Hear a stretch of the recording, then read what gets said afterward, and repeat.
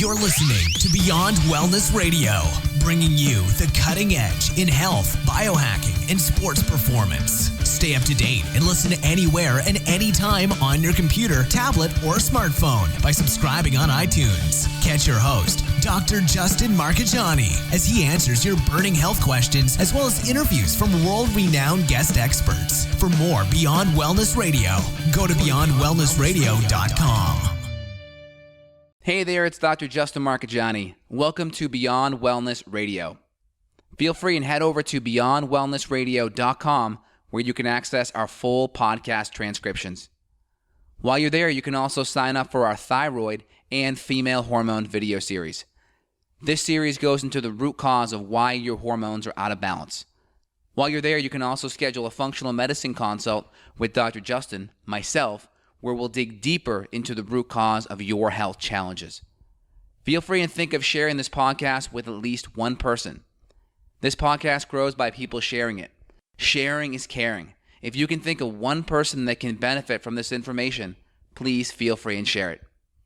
If you're enjoying the podcast, make sure you subscribe on iTunes.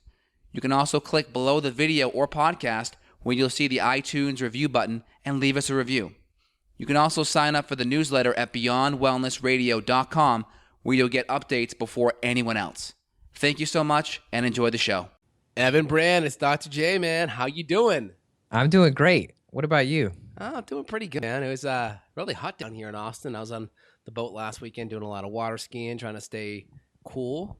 Yeah, I'll say I don't miss the 110-degree days. I'm happy with like 85, 90. Yeah, it's not getting that hot. It's probably like 95 to 99 kind of thing. I was dying what was it? I guess it was almost a summer and a half ago, 2 summers ago there. It was incredibly hot. That was when the drought was still there. I think it's a lot better now, isn't it? Yeah, it's much better now. Absolutely. Cool. Well, how was your weekend? It was great. I don't even remember what I did, but I know it was good. Well, I know we talked pre-show. We were going to talk about some of these hormones that affect appetite. 2, for instance, being leptin and ghrelin. And these are 2 hormones that have a major effect on energy balance. So leptin is one of these hormones that helps kind of with satiation. And the more leptin sensitive you are, the more apt you are to be satiated and to not have these massive cravings. And leptin and insulin are 2 hormones that work together. So when we talk about resistance, like leptin resistance or insulin resistance, they kind of are connected because insulin is this hormone and it helps kind of open the doors in the cell, so to speak, so we can get nutrients from the bloodstream into the cell so the cell can essentially use it for energy. Now, insulin, too much of it can drive open the doors so it goes into the fat cell, right? It can go into the fat cell and it can cause fat storage. And the more that insulin bell is rung, so to speak, the person that starts to, open that door becomes less, more resistant to open that door. And the more resistance we have with insulin, the more that blood sugar accumulates in the bloodstream, and the more blood sugar gets converted to fat, the less we burn our calories for energy, the more we store our calories, and the more resistant we are to burning sugar.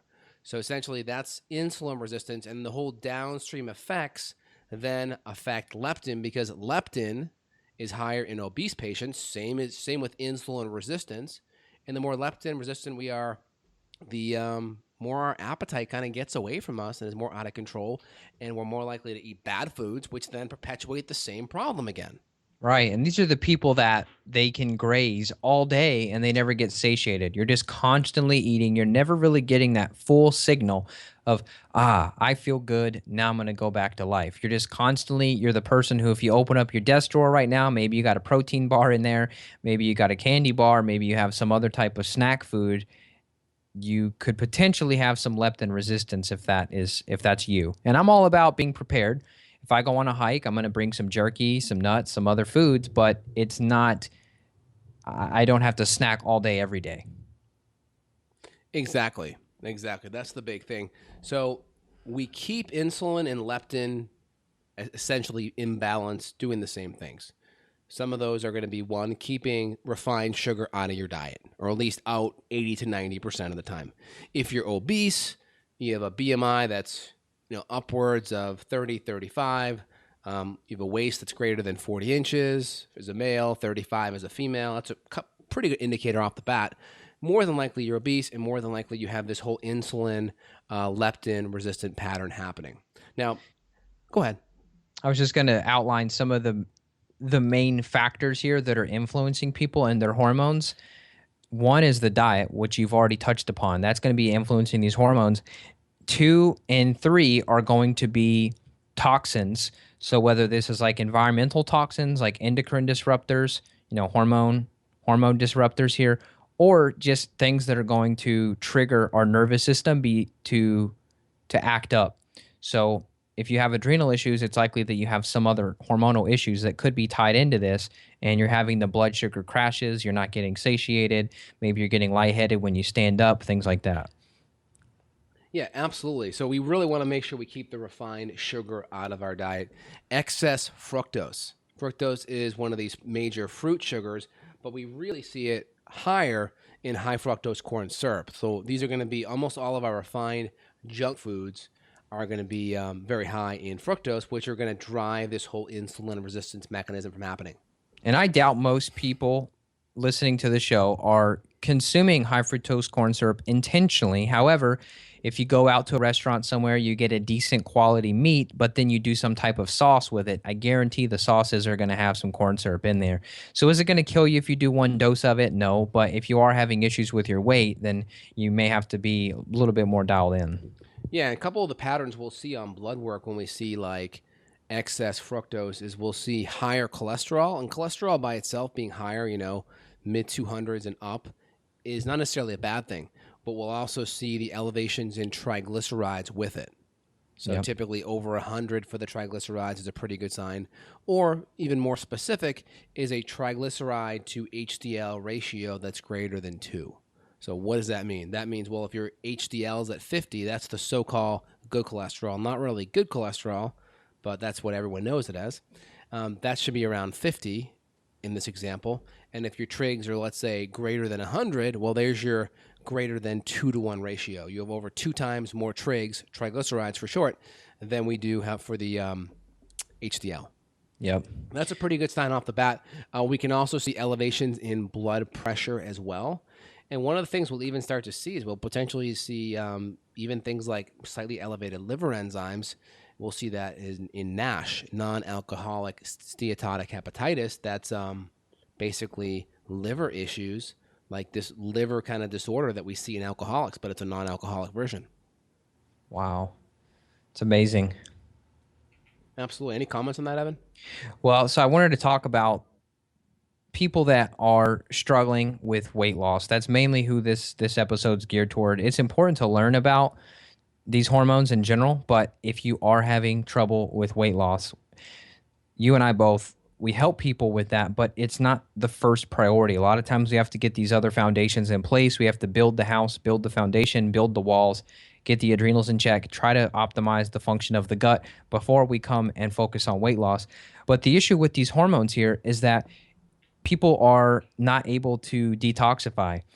And so if we look at your fat cells are going to be storing all of these toxins. So whether this is hormones, whether this is various pesticides and other chemicals, whether this is chemicals from your conventional skincare products, maybe before you went all natural with your skincare products, hopefully you've done that, you still have the residual impact of these toxins in the fat cells. It's not like they're just going to magically leave the fat cell and flush out of the body.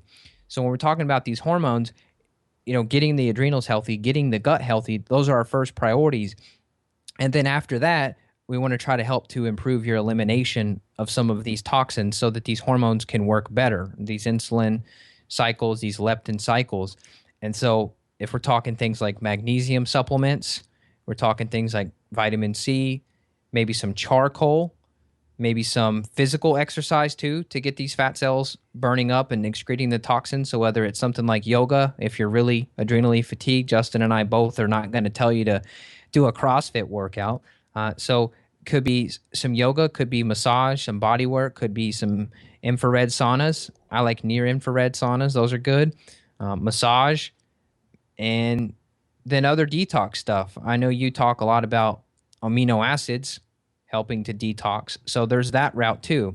Basically, we're trying to just help the liver do its job a little bit better so that it's not so busy focusing on all these toxins. Like the average person out in America, in the world, their liver is so busy just trying to keep up with all the toxins that are coming in, the onslaught of toxins from the food, the water, the air, the soil, etc., that your body can't process the hormones the way that it needs to. So really, detoxification should be a daily thing, but also it should be an intervention that we use at the right time when a person's foundations are in check.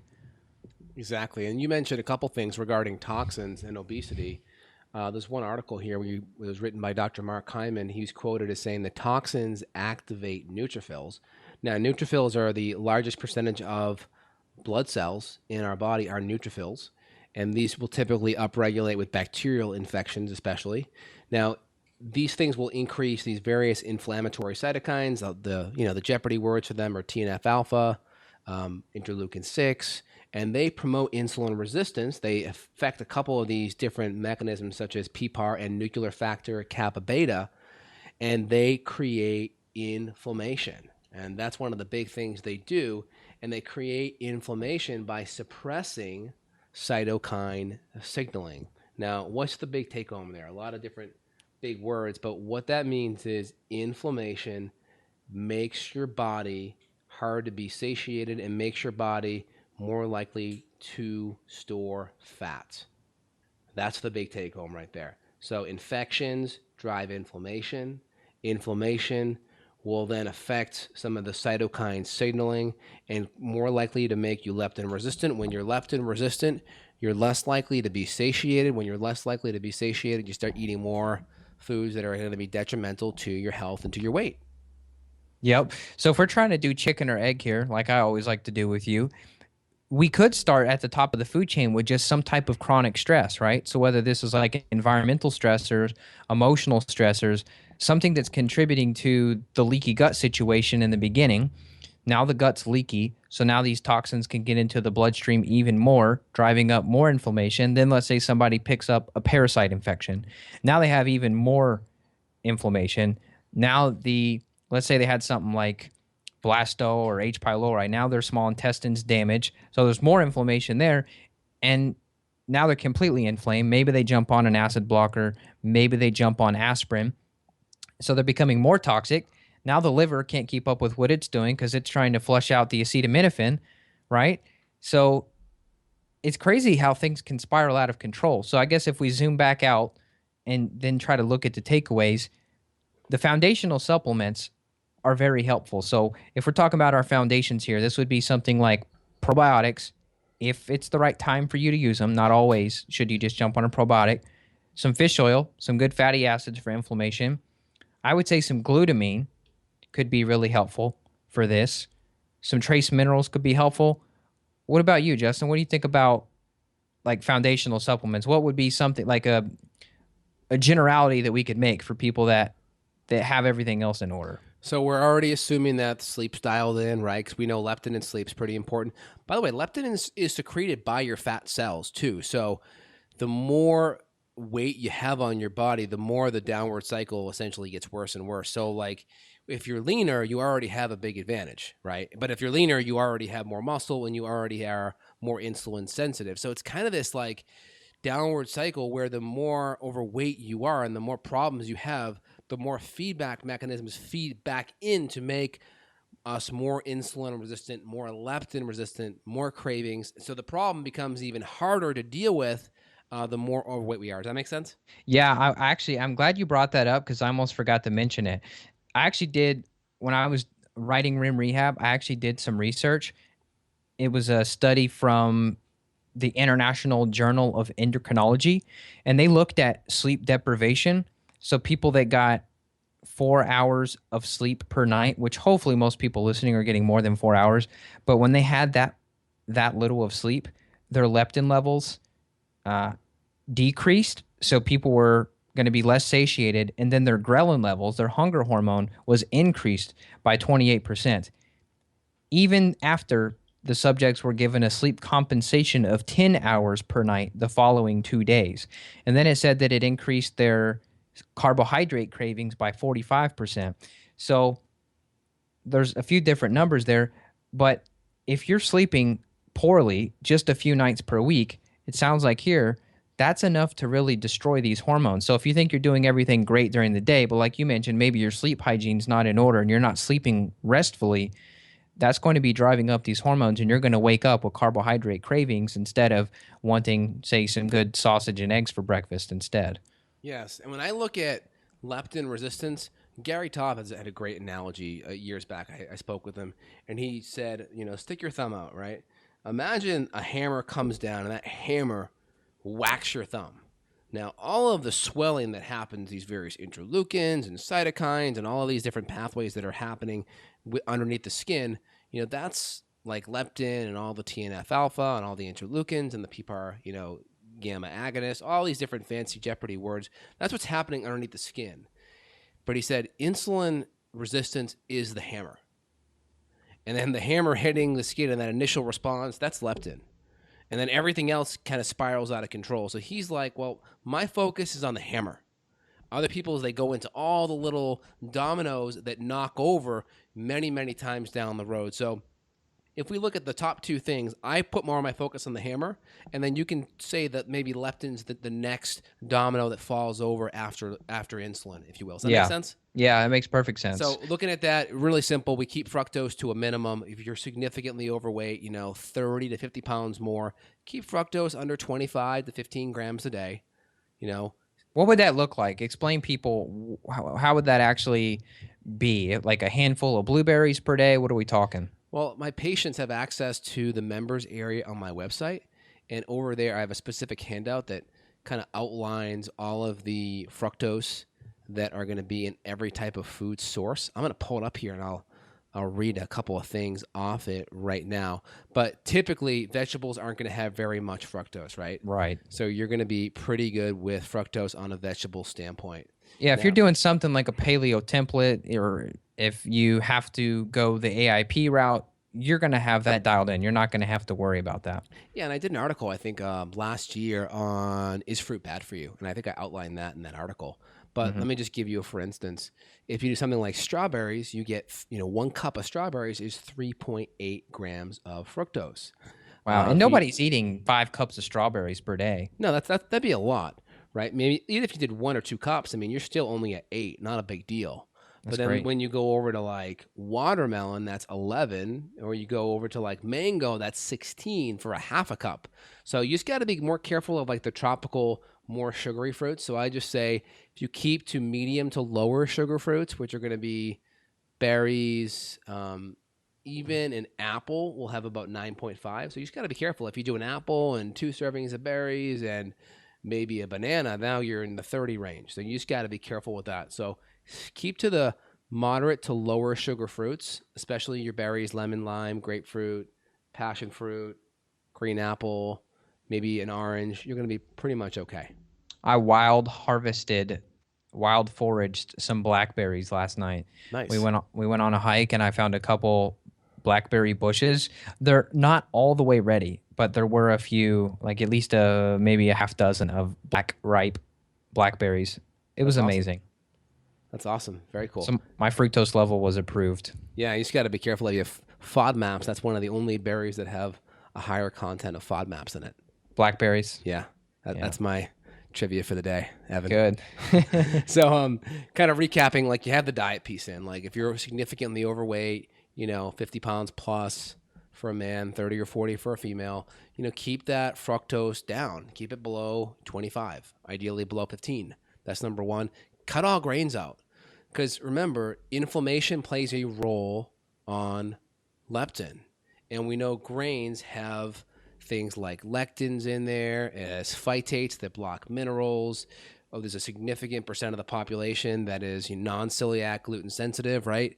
Where they have genes that are creating inflammation and inflammatory response in their body because of their genetics to the gluten proteins, whether it's gluten in wheat, barley, rye, or it's the other grains that are cross-reacting with it.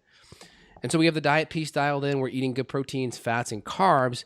That's great. And now we make sure the quality's up, right? We're making sure we're eating organics because we know that toxins can create leptin resistance. So the easiest way to decrease toxin exposure is make sure you're eating organic. Make sure it's clean fats. Make sure your protein's antibiotic, hormone free. Make sure your water's filtered, right?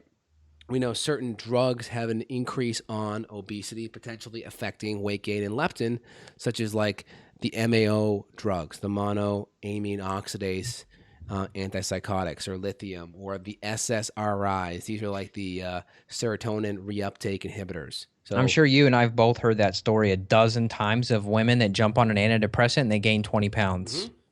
And also their libido goes in the tank too. Yeah. Yeah, So that's all. So that's hormonal related, also neurotransmitter related, it sounds like. Absolutely. Remember, hormones affect the reuptake systems in the brain. That's why women will take birth control pills to kind of even out their hormones so their mood balances out too. So we can do that naturally by fixing why their hormones are out of balance, which typically is driven by some adrenal stress and some blood sugar stress and some infection stress. And a lot of times they're swimming in a sea of estrogens because of our environment with chemicals and toxins and fluoride in the water. So if we clean up our food, we clean up our water quality, we balance our blood sugar, we make sure we're not overdoing fructose, even with super healthy things. Like if you're having 2 or 3 servings of berries at every meal and then a banana at night or this or that, then you're at 50 grams of fructose. You got to be careful with that. Yep. So you just got to make sure that we have the blood sugar under control. And then remember, proteins and fats are going to help with your appetite more, because the big issue with leptin, it's that kind of like inhibitor valve for our appetite. And we know certain things like adiponectin, peptide YY, CCK, cholecystokinin. These are really important hormones that help tell us we're full. Yep. And when we eat high quality meats and fats, like proteins and fats, we get that feedback signal better. That's why, think about it. How many people have gone and just eaten a dozen eggs in the morning? Never. No, Unless they're trying to do Rocky style and they put them in a blender, but that's not eating them. But how many people have eaten a whole box of cereal? A million. Yeah, I mean, it's very common. Or a pizza, late night pizza. Yep.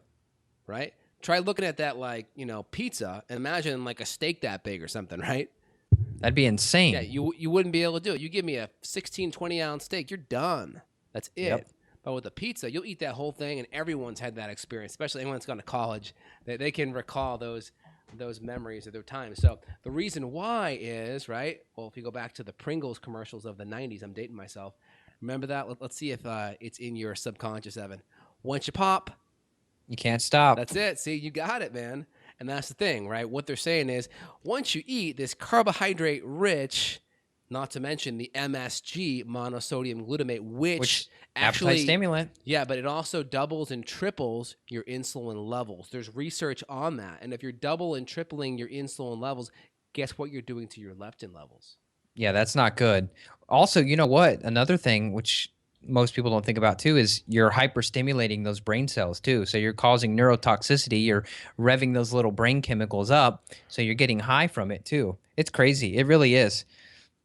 Now, we could have this podcast be like a couple hours on this topic, but that's why we talk about like an organic, whole food kind of paleo template. We automatically cut out like the MSG. We automatically cut out like the aspartame and the crap to it. So there are articles linking MSG to leptin resistance because of the extra insulin and the extra leptin. So remember, when we talk about eating good organic foods, we're automatically getting insulin resistance under control, and we're automatically, as a result, remember the Tobbs analogy, right? Insulin's the hammer, leptin and all the other cascades are the effect after the fact that we get leptin under control, and then we get your willpower under control, meaning you can choose the right foods and you can feel satiated. Yep, well said. So I think maybe just wrapping this up then, we talked about the diet. We talked about looking for infections, because if the diet's clear and we know that that's not your cause of inflammation, then we have to look for the other sources too. So we talked about adrenals. You brought that up. You brought up the gut. Ruling out infections with people. That's a big cause. Any other hidden causes of inflammation? Like if we're talking besides gut, besides adrenals, besides exogenous endocrine disruptors? Well, I would just say the fact that we are exposed to toxins in the environment outside of just what's in our food, right? Just stuff we're breathing. I mean, God forbid, but there's 2 billion pounds per year of pesticides dumped in our environment. Even if you're not eating it, you may still be getting it in via water supply or just runoff. Who knows? Pharmaceutical drugs are in the water supply now. So if you don't have a really good water filter, there's probably some ways you're going to get exposed to it. If you're walking downtown, like I was in Austin over the weekend, well, you A lot walk of by, traffic. you walk by a big truck that has a whole bunch of, exhaust coming out. I know Dr. Kurt Wohler mentioned with you in one of your interviews that he's seeing a lot of gasoline, like benzene and gasoline molecules in some of the organic acid testing, right? Yep. Yeah. So we're getting exposed to this stuff, and some people may need extra detoxification support. They need extra antioxidants and extra phase 1 and phase 2 detoxification support in their diet because of the accumulation of these toxins. So we may have to stack on top of a good diet and on top of a good lifestyle specific extra supplements to help fill in the gaps of what's going on. Right. Yeah. So you're saying basically, in a perfect world, if we didn't have this toxin exposure, maybe the diet would cover us. But in the modern world, it's just not. I'm almost convinced that I could be classified as someone with like chemical sensitivity. Right. I mean, if my wife and I walk past someone with like extreme amounts of perfume on, I get an instant headache. So I think there's probably still some liver stuff going on with me. I probably need to up my antioxidants. So you're saying we need to counteract this. In a perfect world, if we had 100 acres of forest to live in, and then we had a perfect diet, our toxin load would be less, and the antioxidants we get naturally in the food may be enough. But if you're in rush hour traffic and you don't have your recirc on in your car and you're breathing that stuff in, you need the extra antioxidant support. Exactly. There's a phenomenon known as TILT, toxin-induced loss of tolerance. And that's where you get, sensitive to certain perfumes and things like that, just because your body has lost that tolerance because of the cumulative effect of the toxic load that you've been under. Now, I think with you, it's probably just that you get so used to being healthy that when you get exposed to some chemical, you're just really in touch with it. Like a lot of people find that with sugar, like they don't eat a lot of sugar and then they get exposed to like maybe a sip of soda, or they eat one of their kids like fruit snacks and they're like, whoa, that was way too much sugar. And it could be just that like. So you're thinking it's maybe not a dysfunction. It might just be that I've got back to baseline of pretty low toxin exposure. And then when I do, the body's like ding, ding, ding. Yeah, that's kind of how I look at it. My analogy to my patients as well, it's like saying that the alcoholic has a stronger liver than you just because he gets drunk off of 20 beers and you get tipsy off of 1. If I took one shot, I'm almost toast. Wow. So if you ever take me out to drink, you'll know that. That's really good. That's good. Next time I fly you in here to Austin, I know you'll be a cheap date at least. Yeah, exactly. One shot of tequila, for example, I'm done. That's it. Game over. I hear you, man. I'm very similar. I don't need much alcohol, maybe 1 or 2, and I'm just, gently buzzed, Yeah. Just enough to kind of like lubricate the conversation, right? Right. It. Oh, actually, a lot of people, they have to drink to have my level of social lubrication. Like I'm so socially adequate as I am naturally that most people have to drink to get to my level of being able to have a conversation. Nice. I will give you 5 paleo brownie points for that one, Evan. I pride on that one. Very cool. So kind of just summarizing the whole TILT phenomenon, that tolerance-induced loss, or that toxicant-induced loss of tolerance, the more toxins that you get exposed to and the less ability your body has to excrete them, the more you'll have this TILT thing going on. So what Evan was saying before is right on. Diet and lifestyle is like solid, very important. If you're in a city area, you may want to think about getting a really good high quality air filter. I have one by Advanced Air in my store that I recommend and use. So justinhealth.com/shop, and it's my air filter over there. I think Evan may have one too.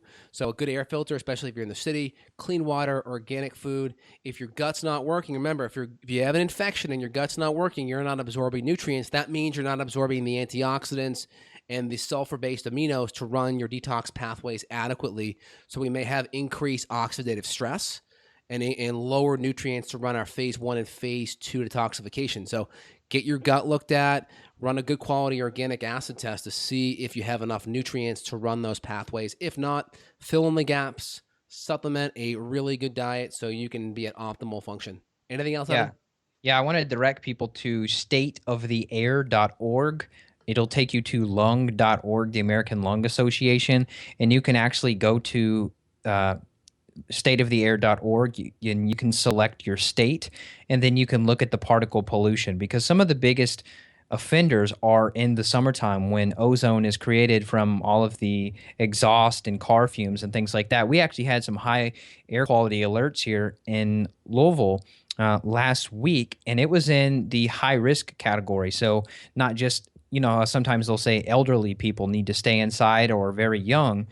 It was saying even the average person should be inside because the ozone level was so high. And then you also have something that's more damaging called PM 2.5 and then PM 10, really, really small microns. That's from other like industrial operations. Those were high too in my state, in my county. So look it up, look up your state, check out your county. We had an F for like several days out of the past few weeks, which is just horrible. Surprisingly, even Los Angeles was better, I guess, due to the ocean air And that's over there. stateoftheair.com? Stateoftheair.org. Ah. And you can go, and you would just go for you and look up Texas and just look into, I can't even remember the name of the county now. What county is Austin in? That's Travis County. Travis, that's right. Yeah, you could look up Travis or some of the outskirts there. Okay, cool. Oh, Yeah, just summarizing. What? Go ahead. I was just going to say, so people check that out. Check out your air quality, because it's not to say you need to live in a bubble, but it's something to consider. And it's another factor. There's not one thing that makes you or breaks you, which is why you and I have these discussions every week, because people can always make little improvements to their environment. Yeah, exactly. And also people that are, cigarette smoke goes without saying, hey, if you're smoking marijuana too, remember, there's still incineration that's going on there with the plant or with the wrapping paper if you're doing a joint. Remember, there are polyaromatic hydrocarbon, PAHs, or heterocyclic amine compounds that you get through the incineration. So remember, that's adding to that, oxidative load, right?